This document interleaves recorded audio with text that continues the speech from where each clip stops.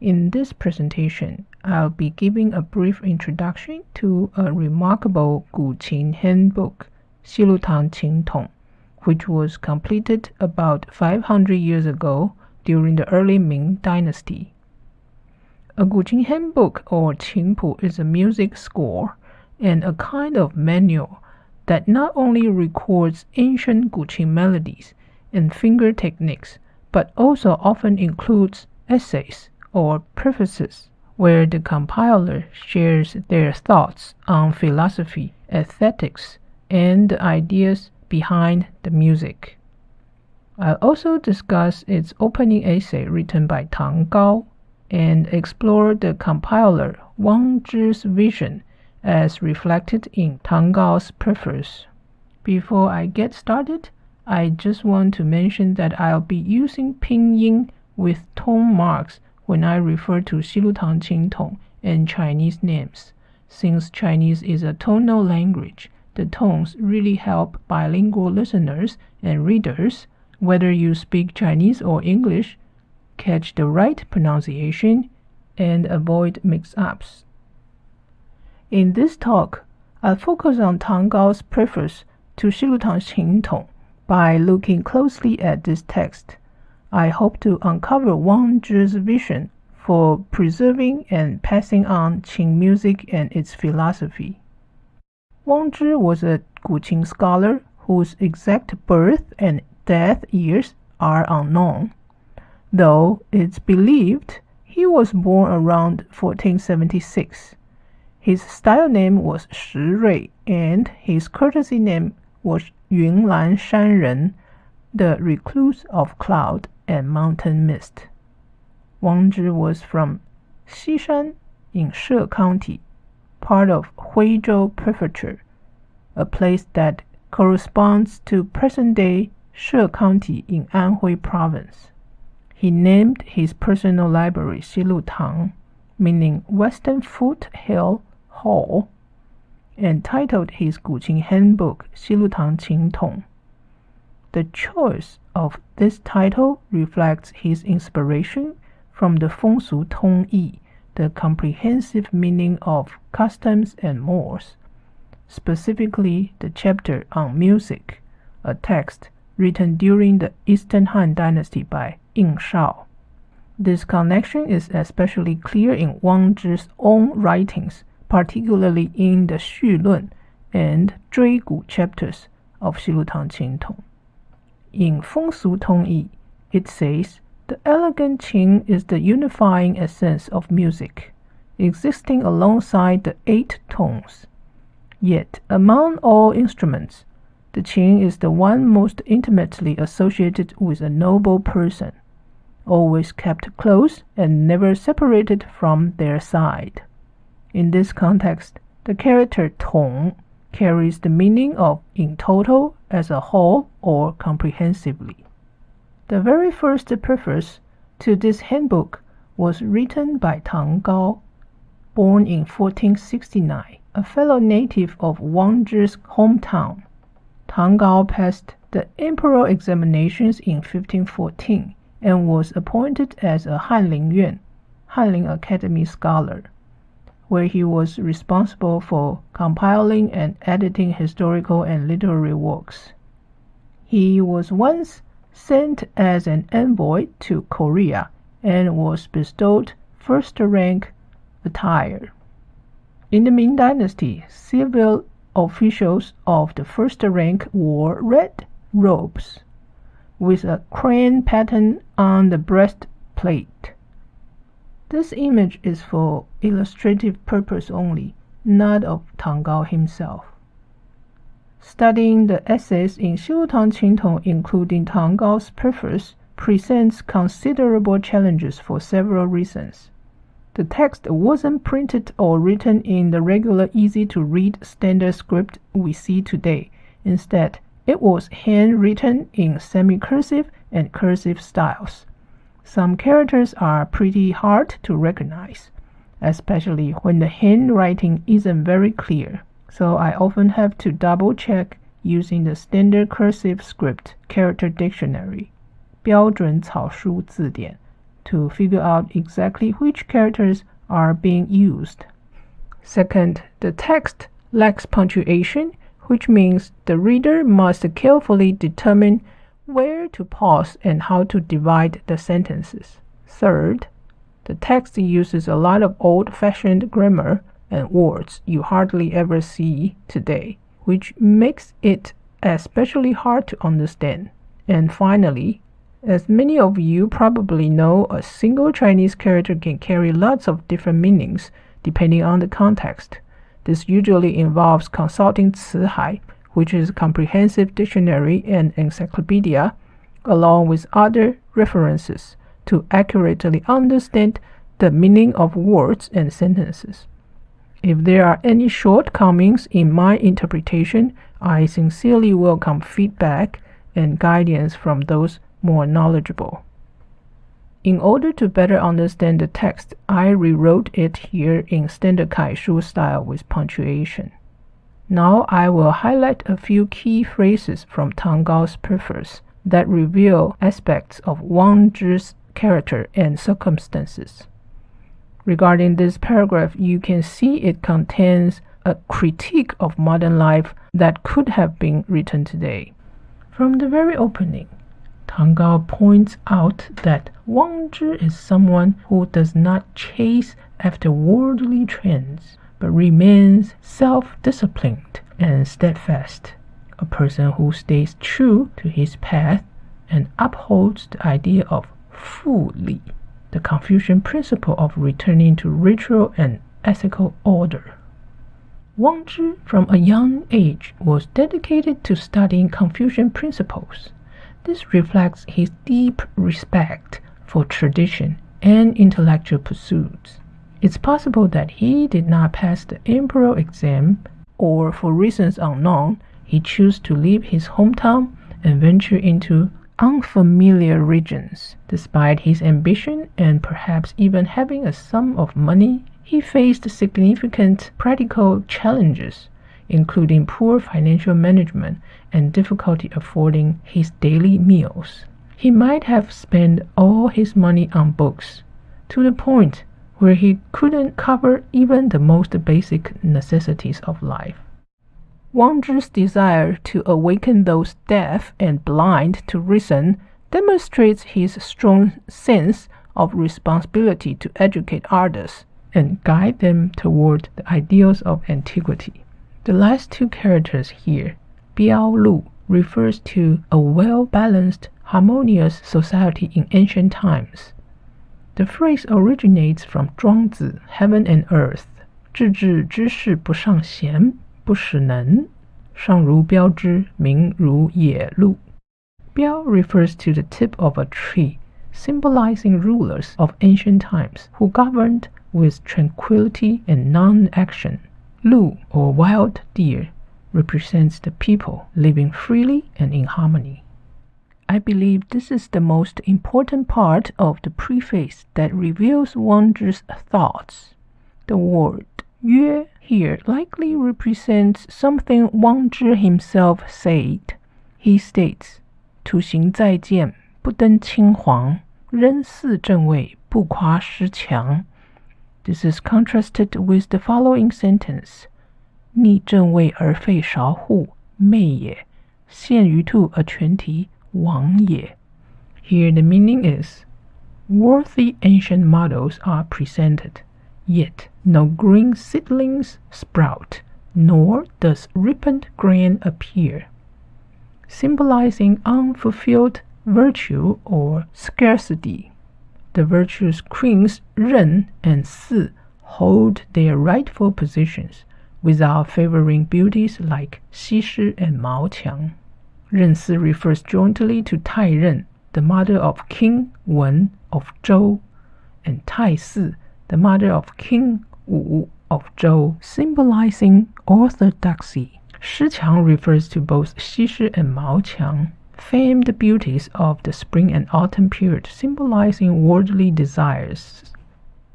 Then he goes on to say, those who indulge in the frivolous sounds of Zhen and Wei, meaning the folk love songs of the states of Zhen and Wei, during the spring and autumn and warring states periods, abandoning the orthodox Shao and Hu music, meaning ritual music from the Shang dynasty, are lost in darkness. Using traps and nets solely out of a desire to catch fish and rabbits is an act of delusion. Darkness and delusion, how could a noble person accept such things? This shows Wang Zhi's longing for the restoration of Zhou rituals and his disapproval of seductive music. In Zhuangzi, External Things, the phrase 得鱼忘全, catch the fish, forget the trap, and 得兔忘蹄, catch the rabbit, forget the snare, illustrated how an enlightened person transcends attachment to tools. Wang Zhi was clear-minded and did not confuse the primary with the secondary. Then, Tang Gao concludes that Wang Zhi's dedication to scholarly rigor and his pursuit of perfection are evident in the comprehensive and meticulous compilation of his work. Wang Zhi's clarity of thought, sharp insight, and deep wisdom really set him apart from the superficial understanding that was so common in his time. Through his work, he became a truly rare and remarkable voice in the intellectual world of Qin culture. The last part of Tang Gao's preface tells us a bit about Tang Gao himself, as well as when the preface was written. The original manuscript actually gives the year as Ji You, which corresponds to 1549 CE. But according to a detailed study by Mr. Tang Chen from Zhejiang University, published in Musicology in China in 2014, the date is likely a mistake. His research suggests the correct year should be Yi You, or 1525, and he believes the error probably came from mistakes during the process of copying and transmission. I won't go into the technical details of his argument here, but 1525 is now widely accepted as the true publication year of Xīlùtáng Qíntǒng.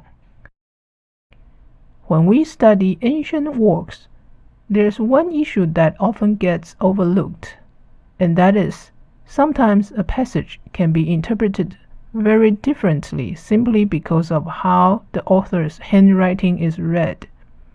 So here, I'd like to briefly point out a few characters in the preface where my reading is a little different from the way Mr. Tang Chen interpreted them. According to the rules of cursive script, 草书归例, the beginning and ending strokes of each character are the most critical. As for the transitional strokes, they may be omitted, substituted, or represented with symbolic abbreviations, leaving more room for stylistic freedom. I have highlighted in red, yellow, and orange the characters where my interpretation differs from Mr. Tang Chen's, and I have also listed them side by side in this table on the lower left for easy comparison. Naturally, when the characters are read differently, the meaning of the text can change too. On this slide, you can see how I compared the cursive forms of these characters, 四 versus 孤 and 夸 versus 绰 or 姓, all of them from the Ming Dynasty and even earlier examples, just to double check that I was reading them correctly. As I mentioned earlier, the beginning and ending strokes are the most important parts to focus on, and once I paid attention to those, the correct forms became much clearer. Here's a good example of why that matters. The character fei, which means to discard, can easily be mistaken for qing, which means to celebrate, especially when written in cursive. And it's the same with which means thus, or in this way. It can sometimes be misread as 不, meaning not. These kinds of examples really show how tricky it can be to interpret old texts, and they remind us that every reading can lead to a slightly different understanding. My hope is that my interpretation offers you one more way to look at 西陆堂琴统, and maybe even encourages more people to study and discuss this fascinating work. Well, that's just about everything I wanted to share with you today. To wrap up, I'd like to leave you with this thought.